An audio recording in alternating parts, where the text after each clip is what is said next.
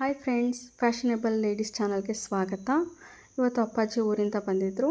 ಅವರು ಟೊಮೊಟೊ ಕಾಯಿನ ತಂದಿದ್ದರು. ಇದು ಅಪರೂಪ ಕೂಡ, ಹಣ್ಣು ಸಿಗುತ್ತೆ, ಕಾಯಿ ಸಿಗೋದಿಲ್ಲ. ಹಾಗಾಗಿ ಇದರಲ್ಲಿ ಚಟ್ನಿ ಮಾಡ್ಕೊಳ್ಳೋಣ ಅಂತೇಳ್ಬಿಟ್ಟು ಒಂದು 10ರಿಂದ 12 ಬೇಯಿಸೋಕೆ ಹಾಕೋತಿದ್ದೀನಿ. ಅದ್ರ ಜೊತೆಗೆ ಖಾರಕ್ಕೆ ತಕ್ಕಂಗೆ 7ರಿಂದ 8 ಹಸಿರು ಮೆಣಸಿನ್ಕಾಯಿನ ತೊಗೊಂಡಿದ್ದೀನಿ. ಇದು ತುಂಬ ಖಾರ ಇದೆ, ನಿಮಗೆ ಬೇಕಂದರೆ ಸ್ವಲ್ಪ ಕಡಿಮೆನೇ ಹಾಕ್ಕೊಳ್ಬೋದು. ಇದು ನಮಗೆ ಸ್ವಲ್ಪ ಚಟ್ನಿ ಖಾರ ಇದ್ದರೆ ಚೆಂದ ಅಂತೇಳ್ಬಿಟ್ಟು 7ರಿಂದ 8 ತೊಗೊಂಡಿದ್ದೀನಿ. ಈ ರೀತಿ ಯೆಲ್ಲೋಯಿಶ್ ಬೇಯಿಸ್ಕೊಳ್ಬೇಕು. ಕೆಲವೊಂದು ಬೆಂದಿದೆ ನೋಡಿ, ಆ ಕಲರ್ಗೆ ಬರಬೇಕು ಎಲ್ಲ ಕೂಡ.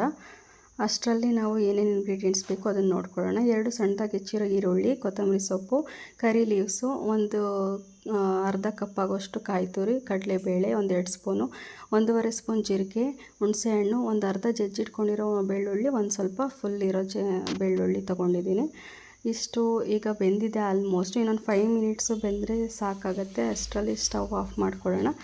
ಅಷ್ಟರಲ್ಲಿ ಚಪಾತಿನ ಕಲಸಿಟ್ಕೊಳ್ಳೋಣ. ಚಪಾತಿಗೆ ಮತ್ತು ಅಕ್ಕಿ ರೊಟ್ಟಿಗೆ, ಪೂರಿಗೆ, ಅದಕ್ಕೆಲ್ಲ ಒಳ್ಳೆ ಕಾಂಬಿನೇಷನು. ಬಿಸಿಗೆ ಅನ್ನಕ್ಕಂತೂ ತುಂಬಾ ಚೆನ್ನಾಗಿರುತ್ತೆ ಈ ಚಟ್ನಿ. ಸಾಂಬಾರು ಮಾಡಲಿಕ್ಕಾಗಲಿಲ್ಲ ಅಂತ ಹೇಳ್ಬಿಟ್ರೆ ಈ ಚಟ್ನಿ ಮಾಡ್ಕೊಂಡು ತಿಂದ್ರೇ ತುಂಬ ಚೆನ್ನಾಗಿರುತ್ತೆ. ಅದಕ್ಕೆ ತುಪ್ಪ ಹಾಕ್ಕೊಂಡು ತಿನ್ನೋದು ತುಂಬಾ ರುಚಿಕರವಾಗಿರುತ್ತೆ ಅನ್ನಕ್ಕೆ. ಈಗ ಒಂದು ಅರ್ಧ ಗಂಟೆ ನೆನೆಸಿಟ್ಬಿಡೋಣ ಹಿಟ್ಟನ್ನು. ಈಗ ಬೆಂದಿದೆ ಫ್ರೆಂಡ್ಸ್. ಸ್ಟವ್ನ ಆಫ್ ಮಾಡ್ಕೊಳ್ತಾ ಇದ್ದೀನಿ. ಈ ಥರ ಸಿಪ್ಪೆ ಎಲ್ಲ ಸುಲ್ಕೊಂಡಿದೆ ಅಂದರೆ ಬೆಂದಿದೆ ಅಂತ ಅರ್ಥ. ಇವಾಗ ಎಲ್ಲದನ್ನು ಸಿಪ್ಪೆನ ಬಿಡಿಸಿಟ್ಕೊಂಡಿದ್ದೀನಿ. ಅದ್ರ ಜೊತೆ ಹಸಿರು ಮೆಣಸಿನ್ಕಾಯಿನ ಒಂದು ಕಡೆ ಇಟ್ಕೊಂಡಿದ್ದೀನಿ. ಈಗ ರುಬ್ಲಿಕ್ಕೆ ಹಾಕ್ಕೊಳ್ಳೋಣ. ಈ ಥರ ಪ್ರೆಸ್ ಮಾಡಿ ಹಾಕೋದ್ರಿಂದ ನೀಟಾಗಿ ರುಬ್ಕೊಳ್ಳುತ್ತೆ. ಚಟ್ನಿ ತಿನ್ನಲಿಕ್ಕೆ ಚೆನ್ನಾಗಾಗುತ್ತೆ. ಸಣ್ಣದಾಗಿ ರುಬ್ಕೊಳ್ಳುತ್ತೆ, ಬಾಯಿಗೆ ಹಾಗಾಗಿ ಸಿಗೋದಿಲ್ಲ. ಹಾಗಾಗಿ ಈ ಥರ ಪ್ರೆಸ್ ಮಾಡಿ ಹಾಕ್ಕೊಳ್ಳಿ ಸ್ವಲ್ಪ.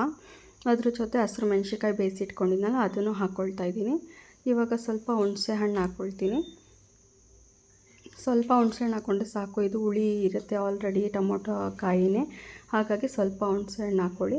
ಇವಾಗ 2 ಬೆಳ್ಳುಳ್ಳಿ, 2 ಆಗೋಷ್ಟು ಬೆಳ್ಳುಳ್ಳಿನ ಬಿಡಿಸಿಟ್ಕೊಂಡಿದ್ದೆ, ಅದನ್ನು ಹಾಕೋತೀನಿ. 1.5 ಸ್ಪೂನಷ್ಟು ಜೀರಿಗೆ.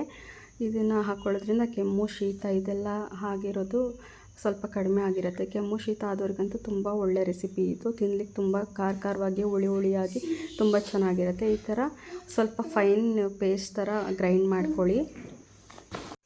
ರುಬ್ಲಿಕ್ಕೆ ನೀರು ಹಾಕ್ಕೊಳ್ಳೋ ಅವಶ್ಯಕತೆ ಇರಲ್ಲ, ಯಾಕಂದರೆ ಟೊಮೊಟೊದಲ್ಲೇ ನೀರಿನ ಅಂಶ ಸಾಕಷ್ಟು ಇರೋದ್ರಿಂದ ನೀರು ಹಾಕ್ಕೊಳ್ಳೋ ಅವಶ್ಯಕತೆ ಇರಲ್ಲ. ಇವಾಗ ಬೇಯಿಸ್ಕೊಂಡಿರೋ ಅದೇ ಕಡಾಯಿಗೆ 1-2ರಿಂದ 3 ಟೇಬಲ್ ಸ್ಪೂನು ಆಯಿಲ್ ಹಾಕ್ಕೊಂಡು ಒಂದು ಸ್ವಲ್ಪ ಸಾಸಿವೆನ ಹಾಕ್ಕೊಳ್ತಿದ್ದೀನಿ.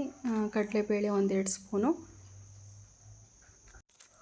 ಕರಿ ಲೀವ್ಸ್ನ ಹಾಕ್ಕೊಳ್ತಿದ್ದೀನಿ. ನಾನು ಜಾಸ್ತಿ ಕರಿ ಲೀವ್ಸ್ನ ಯೂಸ್ ಮಾಡ್ತೀನಿ, ಯಾಕಂದರೆ ಪದಾರ್ಥ ಜೊತೆ ತಿನ್ಕೊಳ್ಬೋದು, ಡೈರೆಕ್ಟಾಗಿ ತಿನ್ನೋಕ್ಕಾಗಲ್ಲ ಅಂತೇಳ್ಬಿಟ್ಟು. ಜಜ್ಜಿಟ್ಕೊಂಡಿರೋ ಬೆಳ್ಳುಳ್ಳಿ ಮತ್ತು ಈರುಳ್ಳಿನ ಹಾಕ್ಕೊಂಡು ಫ್ರೈ ಮಾಡ್ಕೊಳ್ತಾ ಇದ್ದೀನಿ.